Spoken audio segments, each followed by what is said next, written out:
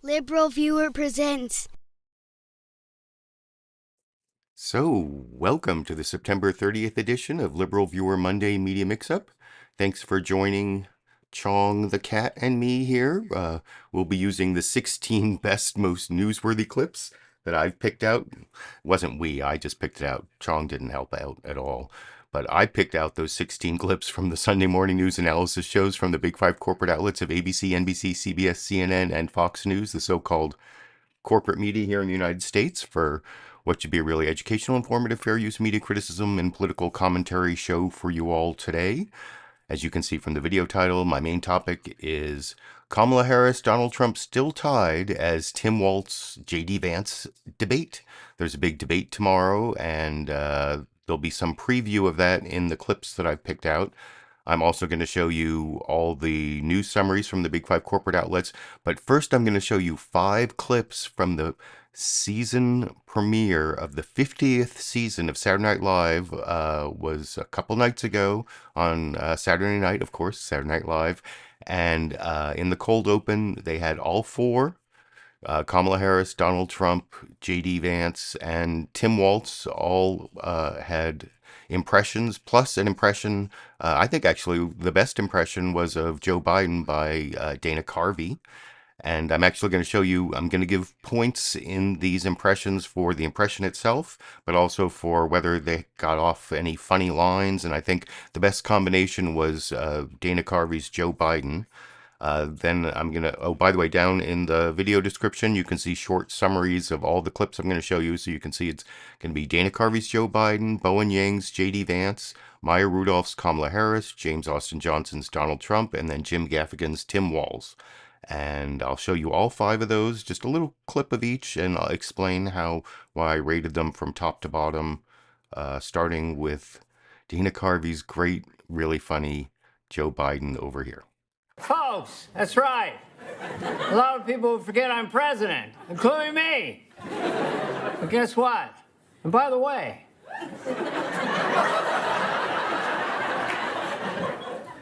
I think I did a pretty good job. I passed more bills than any president in history. But folks, we still got work to do, no joke.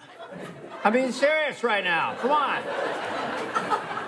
And guess what? And by the way, the fact of the matter is, the rich don't pay their fair share. They gotta pay the fair share. We gotta build back better. The build back the better, the better, the better, the better. Build back the better. Can't believe it's not butter. Thank you to Biden. Thank you so much. Thank you. Oh, and then there was also Maya Rudolph's Kamala Harris there calling him Biden. I always enjoy that. But yeah, no, I thought that was funny. I thought Dana Carvey did a great impression. I like the by the way and get this and I just thought it was really funny. So that was my favorite of the 5. Next, actually, the worst impression was Bowen Yang's impression of J.D. Vance. I don't think he was even trying to sound like J.D. Vance. I mean, he almost had like a southern accent from the way he played it, but I thought he had one of the funniest lines, and so I'm going to play that clip next over here. Hello, it is I, J.D. Vance. How much do we love Donald Trump? You know, just this afternoon he told me, J.D., you're like a son to me because I don't like you and I'm stuck with you. I'm sure you've all heard what the liberal media's been saying about me. I'm a creep. I'm a weirdo. What the hell am I doing here? I'll tell you what I'm doing here, getting this crowd hyped. Yeah, you guys are awesome. I like, you're like a son to me because I don't like you and I can't get rid of you. That was the line that made me put that second, because I thought that was one of the best lines of, well, there are a couple of good lines coming up too.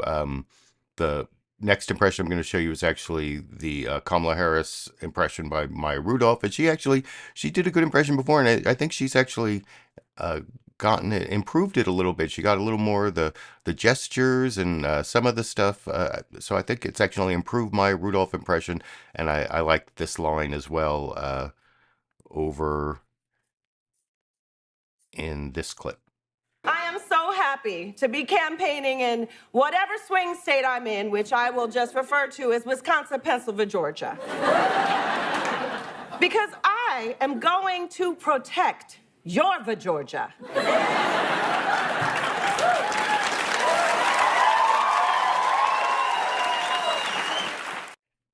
Yeah, I like that. I'm going to protect your Georgia line, so that's why I put that one third. The James Austin Johnson Donald Trump impression, I've kind of been down on it ever. I liked Alec Baldwin's better for some reason, even though it wasn't as accurate. It just also isn't as funny.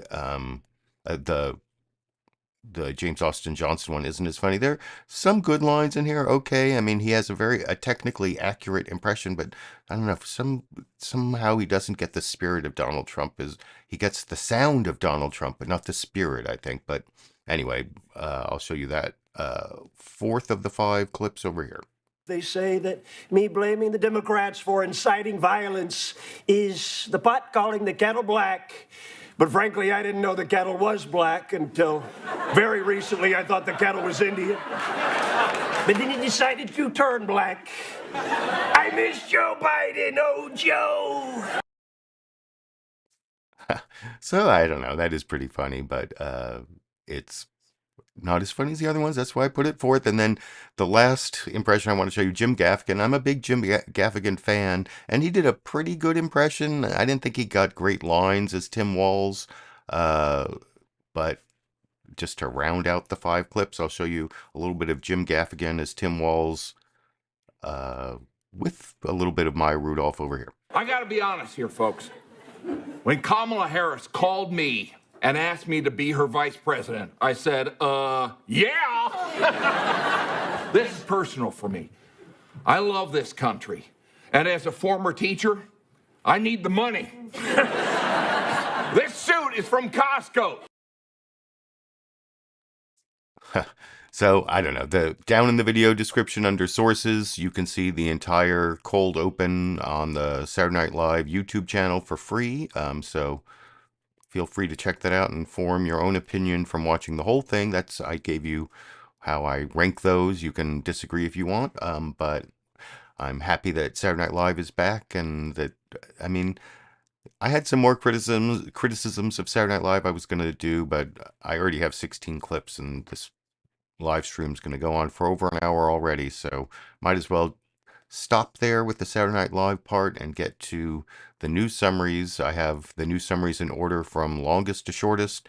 The longest one, again, NBC News Meet the Press, because Kristen Welker not only did an intro with some of the news stories, the Tim Walz versus J.D. Vance debate preview, the assassination of longtime Hezbollah leader Hassan Nasrallah, Donald Trump versus Kamala Harris on the border. But then, after talking about all those issues briefly, and I will talk about that stuff too, she goes to Steve Kornacki for a really long, in-depth look at the polls again, maybe too long, not quite as long as some of the previous weeks, and they focus in on Latino voters, which, I don't know, I'll talk a little more about some of the problems I have with their analysis after we watch that longest of the news summaries together over here.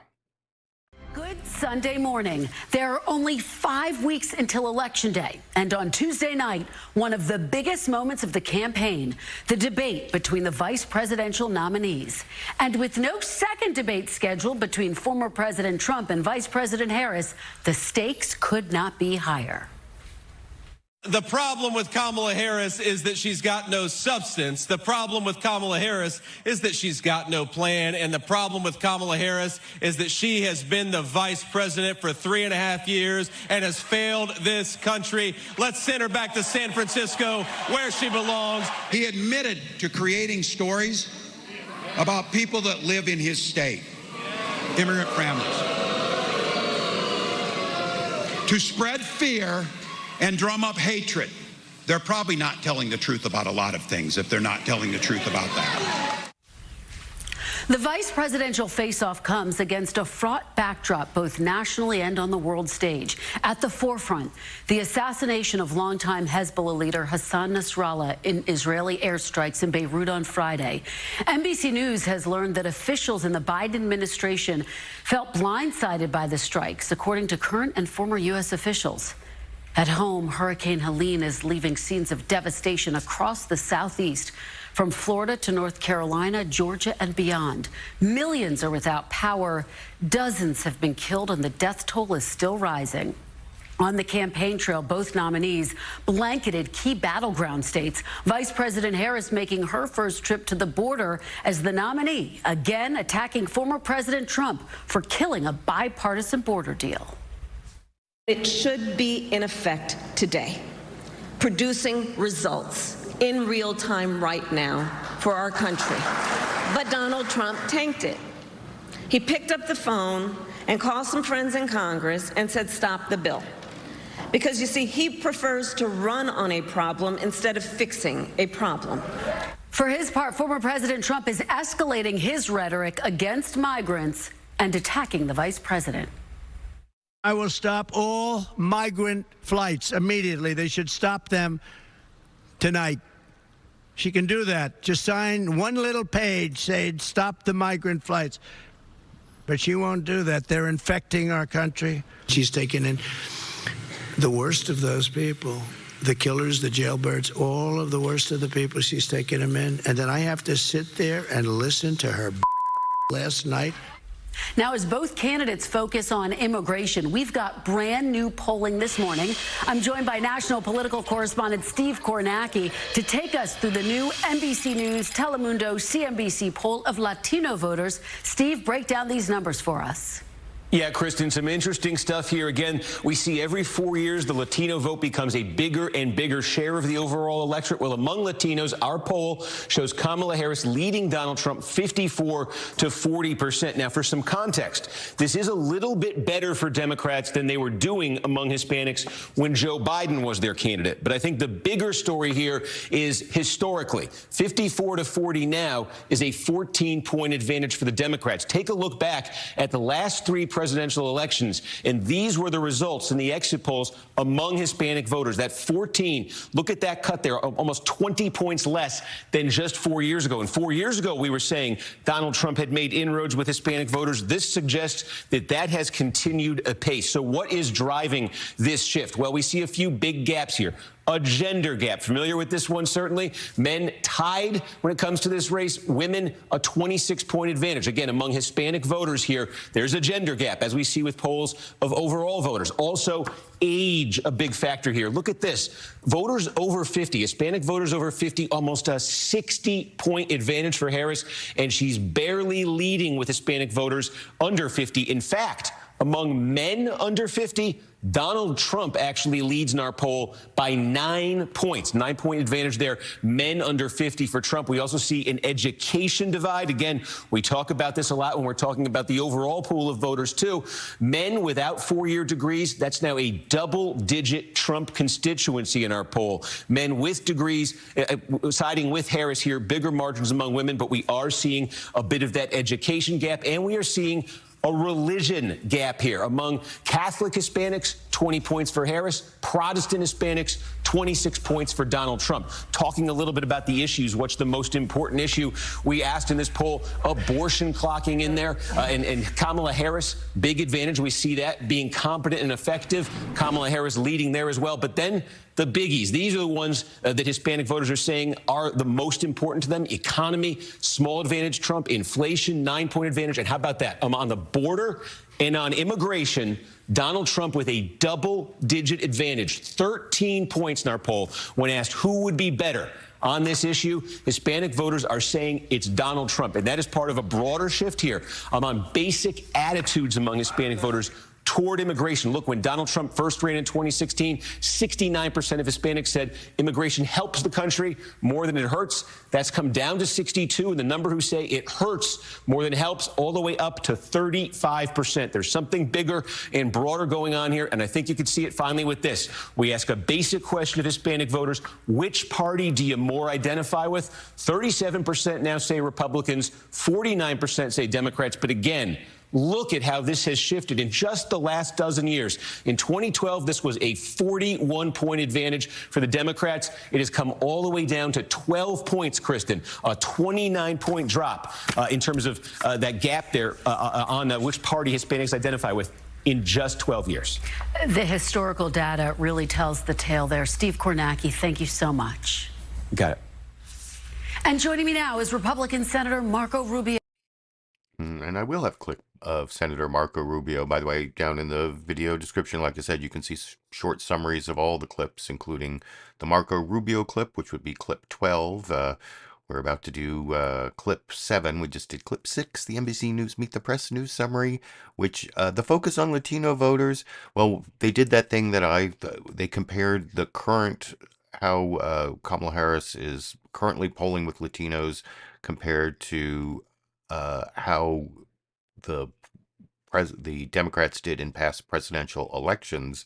And I don't think what they really should be comparing is how those candidates did in the polling at this point before the election, because I think it's not an apples to apples comparison. I mentioned that last week too, that because there's still room for people to come back. They're not going to get as high a number. I mean, that whole historical trend is interesting and shows how Latinos are becoming more conservative as people become more assimilated. They often get more conservative, and there are various reasons for that. I was kind of surprised that the Catholic Latinos were more for Kamala Harris and the Protestants were more, maybe that's evangelical. It's because of the evangelical vote is so strongly for Trump. I don't know. But my other quibble with the way they show that, a lot of those like demographic, a lot of that demographic information would be the same for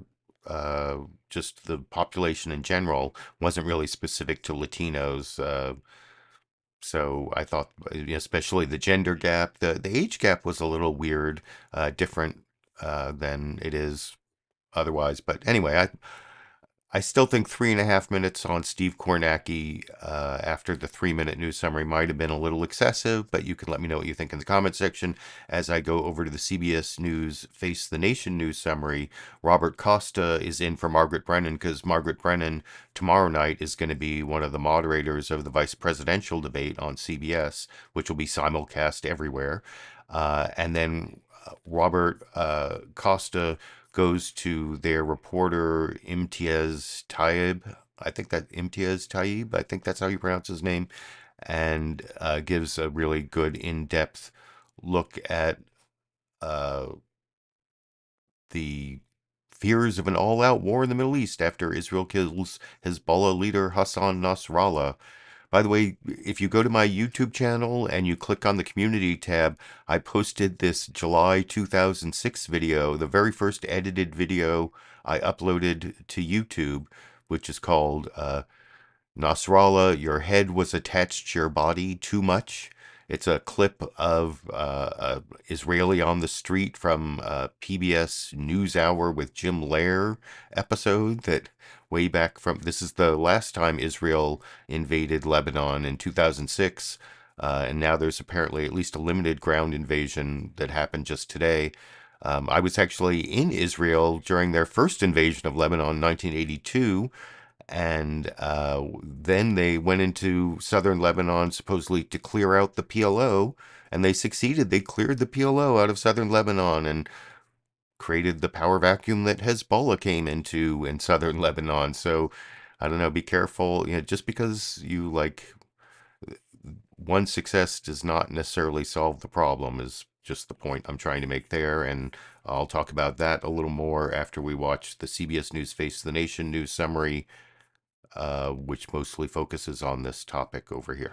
Good morning. I'm Robert Costa. Margaret is preparing for Tuesday's vice presidential debate. That could be the last time this season that national candidates face off in person. And with just over a month until Election Day, the spotlight is now on how the next administration will deal with challenges across the board. Coming up, we will look at the aftermath of Hurricane Helene. But we begin with mounting fears of an all-out war in the Middle East. Our Imtiaz Tyab reports from Lebanon. In this just-released Hezbollah video, the apparent burial shroud of Hassan Nasrallah, inscribed in Arabic with the words, "He was martyred on the way to Jerusalem." As grief gripped supporters of the assassinated Hezbollah leader following the confirmation of his death.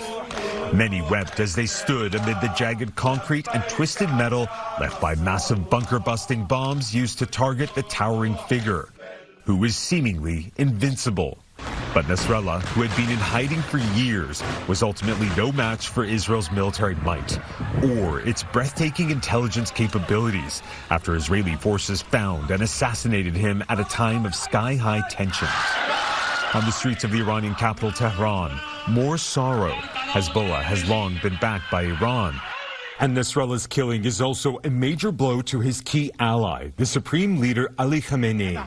But for Israeli Prime Minister Benjamin Netanyahu, who approved the strike that killed him, a major victory. Citizens of Israel, these are great days, he said. We are at what appears to be a historic turning point. That turning point hangs on how Hezbollah will now respond. But following the assassinations of Nasrallah and several of the group's top commanders, its leadership has been decapitated and its fighting forces in disarray. When the enemy kills the leadership or captures it or decapitates it, the movement comes back stronger and more militant and therefore more of a threat. So I think the Israeli people are not necessarily going to be safer or feel safer. In the still smoking wreckage of the Beirut neighborhood where Nasrallah was killed, the scale of Israel's actions here and the fear of what it could trigger saw President Biden and Defense Secretary Lloyd Austin both insist they were not warned of the attack in advance. The White House has long feared a major escalation between Israel and Hezbollah could trigger a regional war that would not only draw on Iran, but potentially the U.S., as Israel continues to devastate Gaza for nearly a year now, with Hezbollah still insisting it won't stop firing rockets at Israel until there is a ceasefire there. And Imtiaz joins us now from Beirut. Imtiaz, has Israel delivered a fatal blow to Hezbollah with these strikes? You know, Bob, I used to live here in Beirut and have been reporting on Lebanon and Hezbollah for years now. And Hassan Nasrallah, while loved by many and hated by some, almost all here strongly admired his fierce resistance to Israel.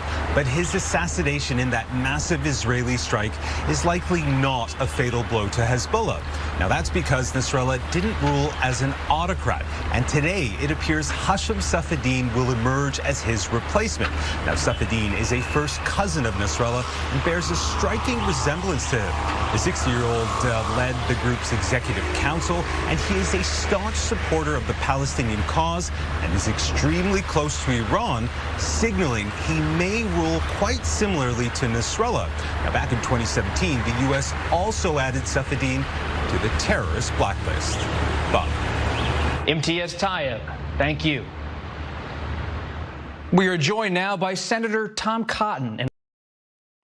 And I will be subjecting you to a Tom Cotton clip, clip 13. But I thought that was an interesting report and very different from what you'll see on Fox News, where they talk about how the death of Nasrallah might actually make Israel less safe. You saw that one expert, and then the reporter also talking about his cousin taking over. You know, if the cousin has that striking resemblance, what they should have done, they should have just like switched him in as Hassan Nasrallah. What do you think? Just switched in the cousin and pretend he was... No, that's not a good idea. I don't know. That's crazy. I'll move on to the next news summary. It's ABC's This Week with George Stephanopoulos. Martha Raddatz does a rundown of all the main stories, the hurricane, the Nasrallah assassination, and then goes to the campaign trail, where they have their reporter Mary Bruce who was down at the border with Kamala Harris over the weekend. And I'll talk about that news summary after we watch together over here. Good morning and welcome to This Week. Just a hair over 1 month to go before we elect a new president, and the race could not be tighter. The campaigns doubling their efforts to win over undecided voters in battleground states that could decide it all. The candidates crisscrossing the map this weekend, including the two vice presidential nominees who are set to face off on the debate stage in just 2 days. This during a week that shook the world with the targeted assassination of Hezbollah leader Hassan Nasrallah, prompting more fears of a wider war. We will get to that later in the broadcast, but first to the campaigns. At a rally in Wisconsin Saturday, former President Donald Trump ramped up his personal attacks on Vice President Kamala Harris's intelligence, going as far as calling her mentally impaired in what Trump himself admitted was a dark speech. Meanwhile, Harris is working to boost her standing on issues where Trump still holds a lead. The latest polls showing her closing the gap with Trump on trust to handle the economy, but she still trails by a wide margin on the issue of immigration. So on Friday, she traveled to the border in Arizona. Our chief White House correspondent Mary Bruce was there and starts us off. With just over 5 weeks until Election Day, Kamala Harris this week going on offense, trying to tackle what polls show is one of her campaign's biggest vulnerabilities, immigration. The American people deserve a president who cares more about border security than playing political games and their personal political future. In battleground Arizona Friday, Harris visiting the southern border for the first time in over 3 years. Well aware voters see this as a winning issue for Donald Trump. She's not going to ever do anything for the border, and she didn't even want to get tough now, except her poll numbers were tanking. A new poll in Arizona finding likely voters trust the former president 56-41 over Harris to do a better job handling immigration and border security. Harris now trying to close that gap, vowing to continue the Biden administration's crackdown on illegal border crossings, promising to surge resources and agents to the border, and blaming Trump for tanking the bipartisan immigration bill earlier this year. Those who cross our borders unlawfully will be apprehended and removed and barred from re-entering for 5 years. We will pursue more severe criminal charges against repeat violators. While apprehensions at the southern border surged under the Biden-Harris administration to over 7 million, peaking in December with 250,000. On the ground in Nogales, Border Patrol tell us they've seen a noticeable drop. Since President Biden enacted those new asylum restrictions back in June, they have seen a drastic decrease in the encounters along the border, 60% in this sector alone. As Harris made her case in Arizona, her running mate Tim Walz in the swing state of Michigan Saturday, wooing Wolverine fans as they faced off against his home team, the Minnesota Golden Gophers. Trump also making a college game day stop down in Tuscaloosa at the Alabama-Georgia game. While Alabama is solidly red, battleground Georgia could be key for a Trump victory. And in must-win Pennsylvania, Trump's running mate, J.D. Vance, out courting voters at a town hall and rallying supporters. In 38 days, we're going to turn Pennsylvania red, send Kamala Harris back in, and send Donald Trump back to the White House. His last campaign event ahead of the vice presidential debate this Tuesday, likely the last debate of the 2024 election. Our thanks to Mary out on the campaign trail. I'm joined now by a top member of the GOP leadership, House Majority Whip Tom Emmer. And the clip from Tom Emmer is the first clip I'm going to show you after the news summaries. His insight into the upcoming debate is most interesting because Tom Emmer was the one who played Tim Walz in J.D. Vance's debate preparations, and he talks about that. I'll show you that after I show you a couple other news summaries. Pete Buttigieg played J.D. Vance in Tim Walz's debate preparation, but Pete Buttigieg wasn't on any of the Sunday shows this week. I thought that was a good news summary from ABC. I like the Mary Bruce reporting from the border and on the different candidates. I thought that was a reasonable way to report on the news of the week. It's kind of similar to the first 3 minutes of the NBC News Meet the Press program before they spent 3.5 minutes going to Steve Kornacki. They didn't really, they didn't cover the hurricane. I mixed that up with the next news summary. Shannon Bream on Fox News Sunday briefly mentions the hurricane and the campaign, and then goes to Trey Yingst in Israel, giving kind of a very different perspective on the killing of Hassan Nasrallah. And I'll talk about that clip a little more after we watch it together over here. Hello from Fox News in Washington. Let's take a quick look at your headlines. The Southeast is cleaning up behind the widespread path of destruction from Hurricane Helene. More than 60 people are dead from Florida to Virginia, and that death toll is expected to climb. Early estimates put the damage between $15 and $26 billion. Several dams across the region are threatening to break from all the record flooding. If you can help, please visit redcross.org/FoxForward to find out how you can donate money to the recovery effort. Or we've got a QR code there on your screen. You can hold up your phone and scan that. More than 2.5 million people are still without power. Georgia and the Carolinas particularly hard hit. Millions of Americans still displaced and out of their homes. Some of the remnants of Helene are making their way up the East Coast today, with more chances of local flooding in many areas. Turning now to the Middle East, the Israeli military announcing it has killed yet another top-ranking Hezbollah official in an airstrike, capping off a deadly week in Lebanon for the Iran-backed terror group, which lost its leader, Hassan Nasrallah, in an Israeli strike in Beirut Friday. In a moment, we'll get reaction from Senator Chris Coons, who sits on the Foreign Relations Committee. But first, we turn to Trey Yingst in Haifa, Israel. Hello, Trey. Shannon, good morning. Over the past 24 hours, hundreds of Hezbollah positions have been targeted across Lebanon. Strong explosions rocked the skyline of Beirut this weekend, targeting specifically the stronghold of Dahya that was hit with Israeli airstrikes, taking out another Hezbollah commander, Nabil Kauka. This after Israel confirmed Saturday it killed Hezbollah leader Hassan Nasrallah. This has now given the region a new phase, an unpredictable chapter.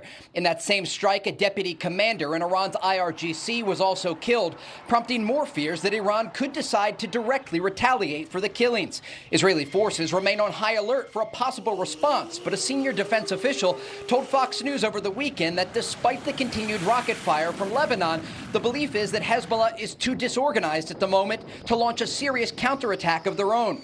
This comes as reports today indicate that Israel is conducting limited minor ground operations into Lebanon in preparation for an expected ground invasion. Thousands of Israeli troops are currently staging on Israel's northern border as President Biden calls for a ceasefire. Mr. President, is a ground incursion into Lebanon inevitable? Time for a ceasefire. Will you respond to the missile attacks on the U.S. warships in the Red Sea? We're responding. While the war unravels further, Lebanese civilians continue to evacuate southern Lebanon and southern Beirut, resulting in the displacement of families in the heart of the Lebanese capital, some of Lebanon's most vulnerable residents with nowhere to go. We are here because in our area there are strikes and bombings, and yesterday's strikes were unbelievable. We had fled before and then went back to our homes, but then the bombing got more and more intense, so we came here waiting for Netanyahu to stop the bombing so we can go back home. The United States is clearly looking for a diplomatic off-ramp here to avoid a broader regional war across the Middle East and prevent Israel from entering Lebanon on the ground. Shannon? Trey Yingst reporting from Israel. Thank you very much, Trey. Joining me now, Delaware Democratic Senator Chris Coons. And I will have a clip of Chris Coons. I'm going to have two clips from Fox News because I'm going to show how this Fox News story about all these criminal immigrants who are on ICE's non-detained list. It's been like, it'll infect a couple of the other newsmaker interviews because it's become this Republican talking point, and I'm going to debunk it, and I'll get to that in a little bit. But Trey Yingst there, actually, I forgot how Trey Yingst showed some of the harm to civilians in Lebanon, or they didn't really directly, show like a big bomb or like all the apartment buildings destroyed like you saw in the CBS News Face the Nation news summary. But there was actually more in there than I remember, but still I thought the CBS News one was better. You can let me know what you think. And then we're going to go to the last and shortest news summary. I guess Jake Tapper gets the Billy Joel We Didn't Start the Fire award for fitting all the topics into 90 seconds of a news summary over here. Hello, I'm Jake Tapper in Washington, where the State of our Union is 37 days to go. It's the final sprint of the presidential campaign, and it's still anybody's race. Yesterday, Donald Trump offered Wisconsin voters a, quote, dark vision of the future, warning in apocalyptic terms about what his loss would mean, and making the rather absurd claim that his opponent, Vice President Kamala Harris, is mentally disabled, after Vice President Harris gave a tough speech at the southern border in a remarkable policy and focused turnaround by the Democratic nominee. But this week, outside events overshadowed the presidential campaign. The southeastern United States is still struggling from the, quote, biblical devastation wrought by Hurricane Helene, with dozens killed in 6 states and many lives still at risk because of rising floodwaters in North Carolina. And profoundly destabilizing news from the Middle East, where the Lebanese have just recovered the body of Hassan Nasrallah, the leader of Iran-backed Hezbollah, which the U.S. government considers a terrorist group, who was killed by an Israeli strike on Friday. President Biden said the killing gave Nasrallah's victims and their families a, quote, measure of justice. But as Israel struck more Hezbollah targets overnight, President Biden also called for a ceasefire in the region, as U.S. officials watch carefully for Iran's threatened retaliation for Nasrallah's death and the possibility that Israel could move ground forces into Lebanon. Joining me now to discuss, White House National Security's communications advisor, Admiral John Kirby. So, I don't know, maybe in some ways that was the best news summary because it got everything in pretty briefly, even got in Trump calling Kamala Harris mentally disabled, which somehow didn't make it into the Fox News Sunday news summaries there. But I don't know, you can tell me which of the news summaries you think was best. Now I'm going to get to the newsmaker interview clips. I have 6 of those. They're pretty much, except for the Chris Coons clip, they're all Republicans. And the first one I promised you is Representative Tom Emmer. He's the House Majority Whip. He's one of the in the leadership of the House, and he's also from Minnesota. So he played Tim Walz for J.D. Vance's debate prep, and in a way, you can see how J.D. Vance sees Tim Walz by listening to Tom Emmer here, and he gets in this one good line about how, well, when you get to know him, well, I won't give it away, but it has to do with a flannel shirt, his flannel shirts, and I'll talk about that clip a little more after we watch it together over here. You have been tapped to play Harris's running mate, your fellow Minnesotan there, Governor Tim Walz, in Senator J.D. Vance's debate prep. Can you tell us a little bit about how that's going and what your approach is? Well, my job, I've known Tim, probably since he was first elected almost 20 years ago, and I worked with him directly for 4 years. I spent the last month just going back all of his old stuff to get his phrases down, his mannerisms, that sort of thing. My job was to be able to play Tim Walz so J.D. Vance knows what he's going to see. What's a little different than how you're playing right now? A little more folksy? What is your vibe there? Yeah, Tim's been a complete disaster in Minnesota, and what's happened is he's so good at being this folksy, nice, kind of down-to-earth guy until people get to know him and his policies. I don't know if you know this, but his old congressional district, where he played this character for several years of being kind of a folksy, ag-friendly outdoorsman, he lost it in both of his gubernatorial races. In the last one, almost by 10 points. He's not well-liked because once you get to know the real Tim Walz, he's like Gavin Newsom in a flannel shirt.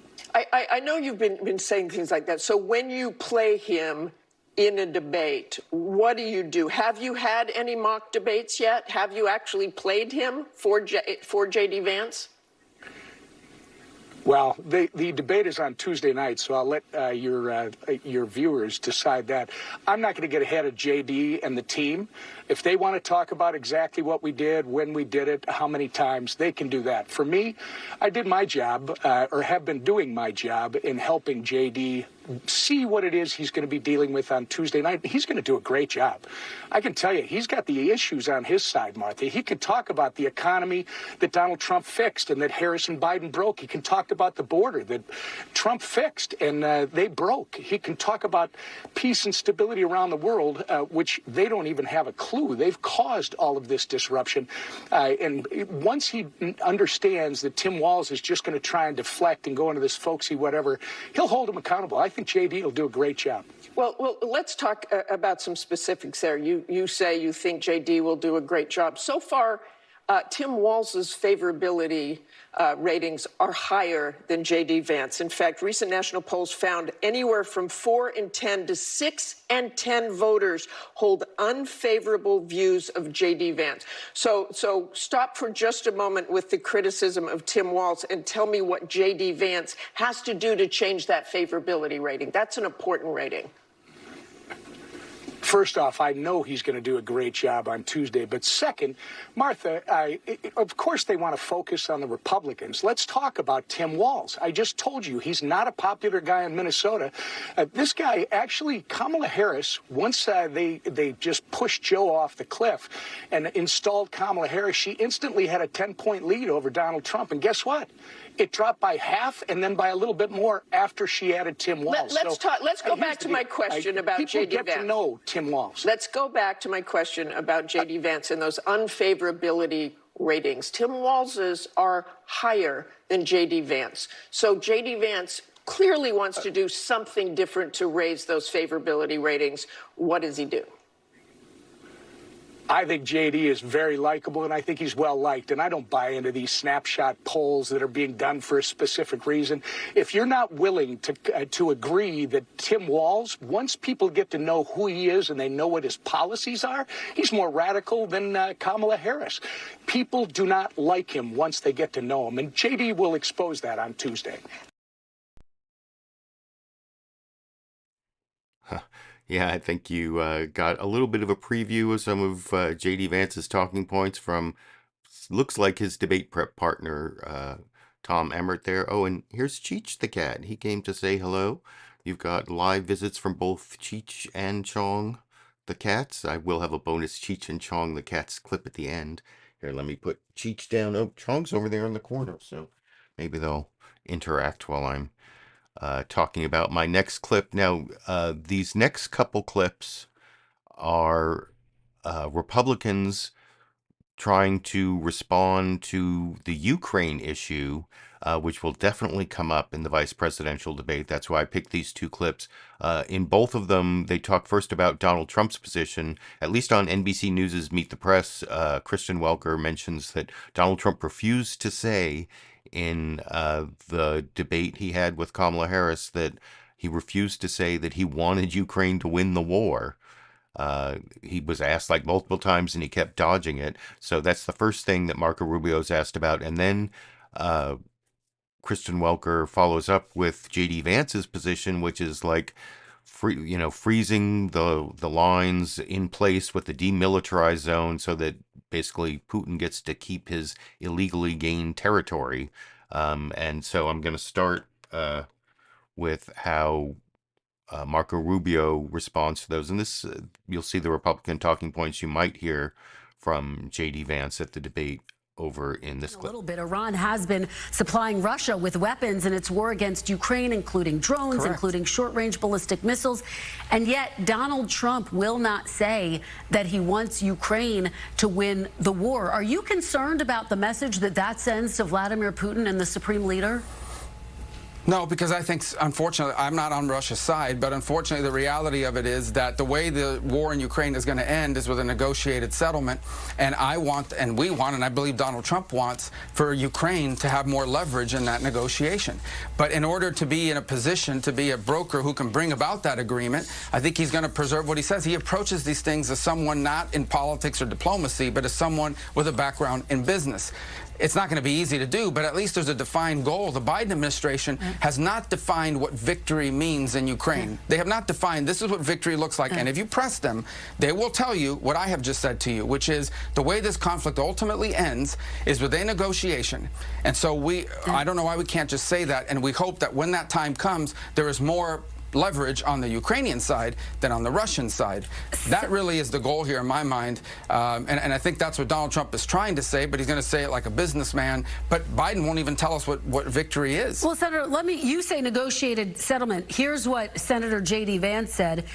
He said effectively that he would like a peaceful settlement that, quote, looks something like the current line of demarcation between Russia and Ukraine that becomes like a demilitarized zone. President Zelensky says that plan is too radical, that it's basically appeasement. It means Russia would get to keep the land that it's illegally claimed. Do you agree that that sounds radical?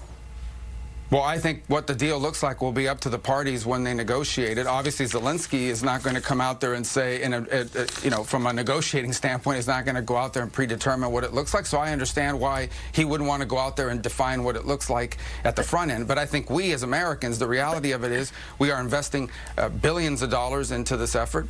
And it's important that as we invest this money into this effort, that we tell the American taxpayer this is what the money's going towards. Senator, ultimately, it's not endless war, right? We're almost out of time. So very quickly, just to be clear, would you be comfortable accepting the current lines of demarcation as Senator Vance seems to be? I would be comfortable with a deal that ends these hostilities and that I think is favorable to Ukraine, meaning that they have their own sovereignty, that they don't become a satellite state or a puppet state that is constantly held hostage by the Russians. Is that a no, Senator? Is that a no? Is that a what? Is that a no? Well, I'm not going to prejudge any agreement. I will tell you the Ukrainians don't want to live in a country where the Russians dominate their territorial. For example, Crimea. What's the future of Crimea? The Russians claim it. Obviously, they stole it back in 2014 in the first invasion. You'll have to ask the Obama people why that happened under their watch. Yeah. But at the end of the day, what the most important thing here is that these hostilities end and that Ukraine can go back to rebuilding its economy and people can move back. Millions of people have had to leave that country. It's been devastating to them. But that negotiation is going to be up to them. I just want them to have more leverage than Putin. All right. Well, we know this will be one of the big topics on the debate stage on Tuesday night. Senator Marco Rubio, thank you very much for your time this morning. We really appreciate it. Thank you. So, yeah, that was kind of a debate preview there because of what J.D. Vance said. I'm going to compare that now, juxtapose it to the Robert Costa interview with Senator Tom Cotton on this same topic. The Robert Costa doesn't point out that Donald Trump refused to say he wants Ukraine to win. He just talked about a meeting with Zelensky. One thing he did a little better than Kristen Welker is Kristen Welker kind of read what J.D. Vance said about the settlement at the lines of demarcation with a demilitarized zone. Robert Costa and CBS actually put the text up on the screen so you can see what J.D. Vance said. But then Tom Cotton says this thing about our border and Kamala Harris as the borders are that is like totally bogus, and Robert Costa doesn't follow up on it at all. I'm kind of pre-criticizing the clip, but I'll explain that criticism because it leads into the next three clips. That's sort of the transition to the next three clips after you watch Tom Cotton dealing basically with the same topic that Marco Rubio did in the last clip, but different too over here. Turning to Ukraine. Former President Donald Trump, you're a big supporter of his. He met with President Zelensky in recent days in New York. He talked about a potential deal to end the war. What kind of deal would that be? How would it exactly look? You're close to Trump and this process. Well, he hasn't been specific, and I think that's for a reason. One, he doesn't know what the world is going to look like in another 3 months when he takes office. He doesn't know how much more Joe Biden and Kamala Harris might screw things up. But here's what we do know. This never would have happened on Donald Trump's watch because it didn't happen on Donald Trump's watch. Vladimir Putin has invaded Ukraine twice, both times with Joe Biden in the White House. First as Barack Obama's understudy, second with Kamala Harris in the White House with him. That came just a few months after the disastrous collapse in Afghanistan. Those things are not unrelated. When you project weakness, as Kamala Harris and Joe Biden have, and you suggest to your enemies that they can push you around and walk all over you, you get the kind of conflicts we see in Europe and that we see in Israel, and you get the chaos we see at our southern border. Bob, the administration just acknowledged. I know, but Ukraine for a second. Just pause on this for a second, Senator. Senator Vance, who's going to be at the vice presidential debate on Tuesday, hosted by CBS News, he's talked about on a recent podcast a demilitarized zone as a a part of a potential peace deal between Ukraine and Russia. He said it could look like something like the current line of demarcation between Russia and Ukraine that becomes a demilitarized zone, heavily fortified so the Russians don't invade again. The details matter here. Would a demilitarized zone be something as part of a peace deal that you would be comfortable with as a Republican senator? The details do matter, but Donald Trump has said he's not going to negotiate against himself or against Ukraine in advance. Once he takes office, that's the time to start hammering out the details in private and to make sure that something like this can't happen again, which didn't happen when he was president after the first invasion of Ukraine. But again, I just want to say the chaos that Joe Biden and Kamala Harris have unleashed across this world isn't limited to the other side of the world. It happens right here. The administration just acknowledged that they released more than 13,000 convicted murderers who illegally entered this country, more than 15,000 convicted sex offenders. That's 28,000 rapists and murderers who illegally entered our country, who Kamala Harris and Joe Biden have let roam our streets. That's the kind of chaos that they have unleashed for the last 4 years and that Donald Trump will put an end to. You're confronting the Democrats here on this show. You're bringing up all of your different arguments. Former President Trump, even though there are just a few weeks left in the campaign, has so far said he does not want to participate in another debate. So, yeah, Robert Costa, you're bringing up issues that confronting Democrats. I don't even know what that meant, but he didn't follow up on that, rapists and murderers thing. He also keeps making...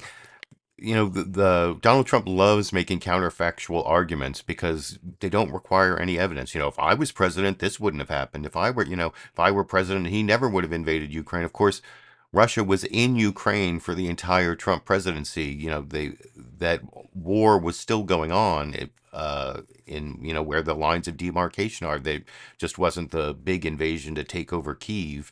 But there was still fighting going on in Ukraine the whole time Trump was president. And if you're going to do those counterfactual, because what did Senator Tom Cotton say there? That he said, it wouldn't have happened if Trump was president because it didn't happen when Trump was president. Well, what about pandemic then? Pandemics didn't happen when Democrats were president. Pandemics Biden handled the pandemic after he got the botched job that Trump did, other than the vaccine, which he won't even say the word vaccine now. Anyway, I'm going off on a big tangent, but the second part that I mentioned I was going to criticize, and it leads into the next three clips, is you heard what Tom Cotton said there about letting that there are numbers recently released from ICE that the Biden-Harris administration let, 13,000 murderers and 15,000 sex offenders or whatever. And I've seen this story ever since it broke on Friday on Fox News. I put a link down under sources in the video description. You can see the actual letter from the deputy director of ICE that Republican Representative Tony Gonzalez tweeted or posted to his account on X. And you can see there's this whole chart of all the ICE non-detained immigrant criminals or whatever. But there are two big facts about that list of numbers that barely makes it onto Fox News. When they first reported this, I'm actually almost thinking of making a separate Fox News bias video about this. Although it is kind of a trap because the whole reason they set this up, it's like a falsehood bomb that makes you concentrate on immigrants and criminals and talking about immigrants and criminals. And that just helps Trump and J.D. Vance, even though the whole thing is bogus, because the number that they're talking about of people who have convictions for murder or convictions for sexual assault, who are immigrants that have been that ICE has come in contact to, it's immigrants that ICE has come in contact with over the past 40 years. 40 years worth of immigrants. And when they say they're not on their non-detained list, that means they're not detained by ICE. The immigration, they're not in immigration custody. All those murderers, all 13,000, could be in federal or state prisons. People who are in prison and jail count as not being detained by ICE because they're not in ICE detention. So they're not roaming the streets. And they're still saying it on Fox News. There's a little bit of push. They do a little bit of fact checking, but the best fact checking on it was, you'll see here, Senator Lindsey Graham, when he's asked by Jake Tapper about Trump's claim that Kamala Harris is mentally disabled. He tries to bring up this whole like criminals release, 400,000 criminals or whatever it is. And Jake Tapper actually fact checks him, unlike what Robert Costa did in the previous clip. And I'll talk about that a little more after we watch it together over here. Let's talk about the Trump campaign, because I want to play something Trump said yesterday in a speech ostensibly about Vice President Kamala Harris's visit to the border. Let's take a listen. Kamala is mentally impaired. Joe Biden became mentally impaired. Kamala was born that way. If you think about it, only a mentally disabled person could have allowed this to happen to our country. Okay, so first of all, there are actual people out there with mental impairments, and that's insulting to them. Second of all, Vice President Kamala Harris is not mentally impaired. No, I just think she's crazy liberal. I don't question her. But what do you think about that rhetoric? I just think the better course to take is to prosecute the case that her policies are destroying the country. They're crazy liberal. 400,000 people have been let loose in our country. 16,000 people convicted of being a rapist. 13,000 convicted murderers, and 400,000 of people generally convicted of crimes released on her watch. It's not going to get better. So I saw that statistic. We dove into it, our fact checker. That statistic is actually over decades. So some of those people you're talking about are people that came into the country during Trump. And second of all, some of them are in prison. A lot of them are in prison, not ICE prisons, but federal prisons for their crimes. I can tell you this, the man who killed Laken Riley in Georgia was released by the Biden-Harris administration on parole because they had no capacity at the border to hold him. That's not a reason to parole people. I promise you, women have been raped and murdered. People have been hurt by illegal immigrants released into this country without detention. It is a nightmare. It is crazy. It's crazy to boycott a speech by the Prime Minister of Israel to a joint session of Congress thinking it won't embolden Iran. Well, it's crazy to withdraw from Afghanistan hoping things will be different this time. Medicare for all, Green New Deal, crazy stuff. Okay. Now, I'm not saying she's crazy. I'm saying your policies are batshit crazy. Okay, well, they're not my policies, and there's a whole lot of things you said. I'll just say she didn't boycott. She didn't show up. She didn't show up. But let's focus on Trump's rhetoric, because that's what I'm actually asking you about, because the problems with the world are not Trump's rhetoric. They call him crazy. Pelosi wanted to invoke the 25th Amendment. Why don't you ever talk about that? So Donald Trump also said this at an event on Friday. So, yeah, that was some of the fact checking Jake Tapper did there. And you got to see Lindsey Graham say batshit crazy on a Sunday show. But Jake Tapper, to his credit, did push back on that thing about the releasing the hundreds of thousands of criminals, about how it's over like 40 years. And just because they're not in ICE detention doesn't mean they're in custody. However, I can pretty much guarantee you J.D. Vance is going to use those numbers at the vice presidential debate tomorrow. So be ready.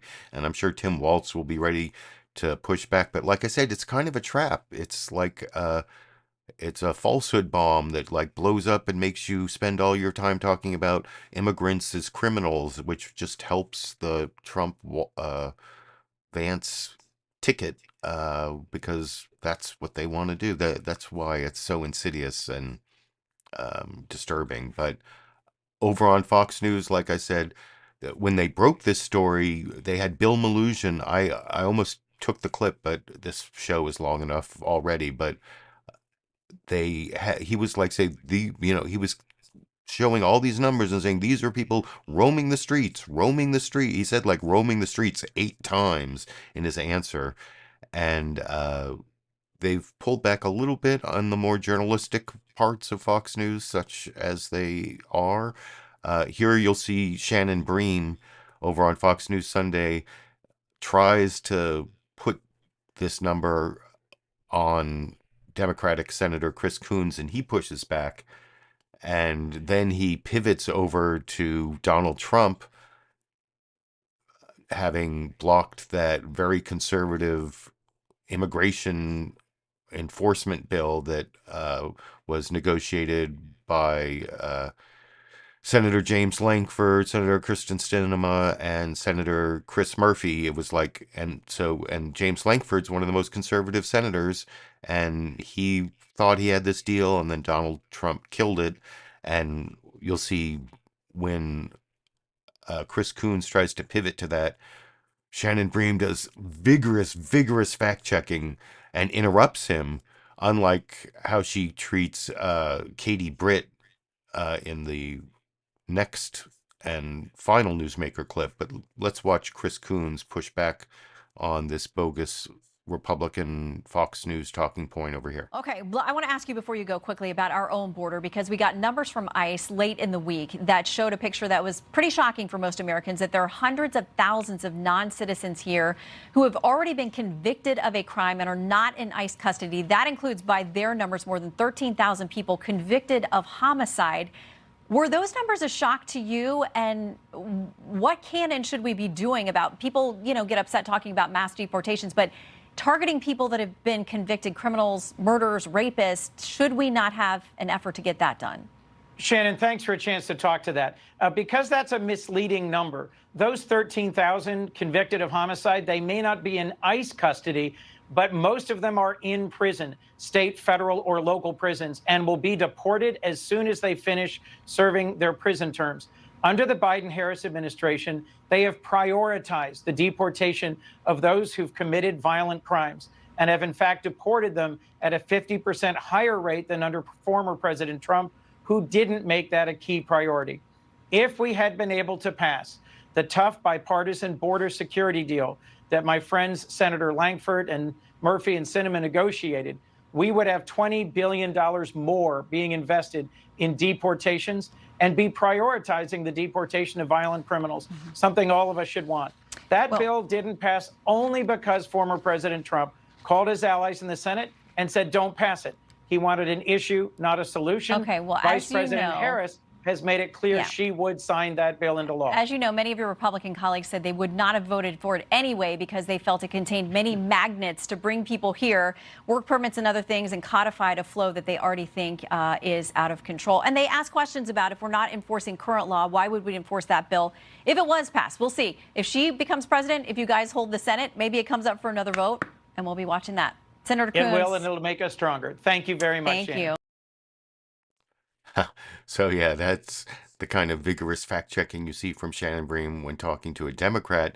But then Senator Katie Britt, who famously did the State of the Union response and then got played by Scarlett Johansson on Saturday Night Live back at the beginning of the year. Well, she was on and she answered a question about, are Republicans too confident about winning back the Senate? That one of the many softball questions. And she says a whole bunch of false stuff in here. And Shannon Bream just briefly pushes back when she brings up the, hundreds of thousands of criminals roaming the streets talking point, and mentions, well, you heard what Chris Coons said, so we're asking DHS about that, so maybe we'll hear more about that. That's not the vigorous fact-checking you just saw. That's much weaker fact-checking, and so much not fact-checked from this Republican senator in the final newsmaker clip that I will show you before the bonus Cheech and Chong the Cats clip over here. DNC Chair Jamie Harrison feels good about where they are. Obviously, the Senate is in play as well. Republicans are hoping to flip it. But he says he's feeling bullish on places like Montana, Ohio. He says even Florida and Texas and Missouri. Is it possible that Republicans are overconfident? Is this possibly another midterm 2022 when that red wave did not materialize the way that you all had hoped? Because Democrats say when it comes to this issue of abortion, which is on a lot of state ballots as well, they feel like it's going to put them over the top, and they're going to maintain control of the Senate. Look, I was actually with Steve Daines last night, who is the chair of the NRSC, senator there from Montana. He is working diligently to ensure that we make sure that we take back the Senate. And of course, we hope to do that in a big fashion. But he is being diligent in every single sector. We're taking nothing for granted. Even in places where we're ahead, we are working like we are 5 points behind. Because, Shannon, we believe that the future of our country depends on it. When you see Chuck Schumer saying and Kamala Harris saying they will break the filibuster to do radical things, and you know, whether it's take gas powered cars off of the road, whether it is banning fracking, when we know that we not only need to be energy independent, we need to return to the energy dominance of President Trump.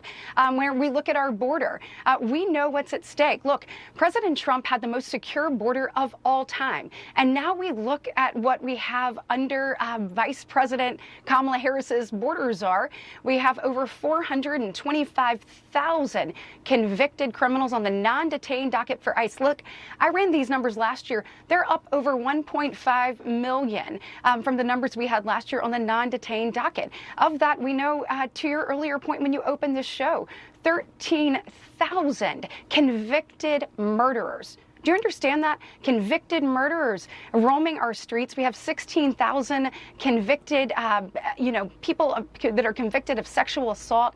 Our country is not stronger. It is not safer. We've heard already on the show, literally the world is on fire. Under President Trump, we actually got to see what peace through strength meant.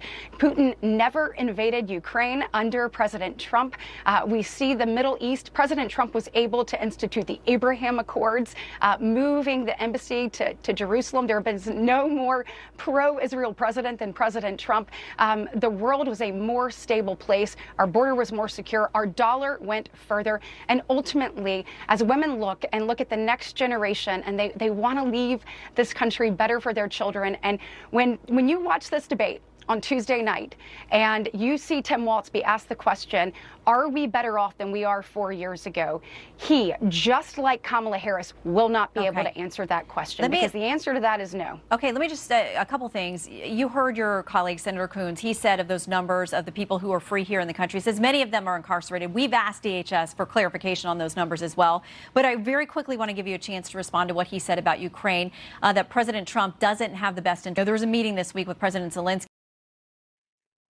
Yeah, so that was the one follow-up, and then she went over to Ukraine. She did say, well, you heard what Chris Coons saying, where some of them many are in custody, but did not fact check her on so much of what she said. She wants to get gas cap cars off the road. I don't even know what gas cap cars are. I don't know what that means, but of course they want to have new cars be electric by certain dates, but no one says they're taking all gas cars off the road. Ban fracking, not true. Trump had the most secure border of all time, not true. None of that fact-checked, of course. And barely fact-checked on the immigrant criminals roaming the streets talking point. But anyway, that is the last of the clips I picked out for you. I hope you appreciated the time and effort I put into picking out all of those clips, adding my media criticism and political commentary this week. I do have a bonus Cheech and Chong, the Cats clip. Chong is still like right over there in the corner sleeping. Cheech is off somewhere else, but this was a clip I took earlier today. You can see Chong being very cute and mewing, and then Cheech mostly out of the picture, but then ends it with an extreme close-up to end the show over here.